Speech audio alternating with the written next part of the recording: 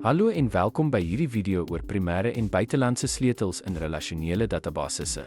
In hierdie les sal ons ondersoek hoe hierdie sleutels 'n belangrike rol speel in die identifisering, koppeling en handhawing van logiese en betroubare verwantskappe tussen data oor tabeleheen. Die primêre sleutel is 'n veld of 'n kombinasie van velde wat elke rekord in 'n tabel uniek identifiseer, wat verseker dat geen twee rekords ooit dieselfde is nie. Uniekheid beteken dat elke tabel slegs een primêre sleutel kan hê, en die waarde daarvan moet altyd uniek wees en nooit leeggelaat word vir enige rekord nie. 'n Vreemde sleutel is 'n veld in een tabel wat na die primêre sleutel in 'n ander tabel verwys, wat 'n betekenisvolle verband tussen verwante datastukke skep. Dataverhoudings word deur middel van vreemde sleutels gevestig, wat tabelle toelaat om op 1 tot 1, 1 tot baie of baie tot baie maniere te koppel.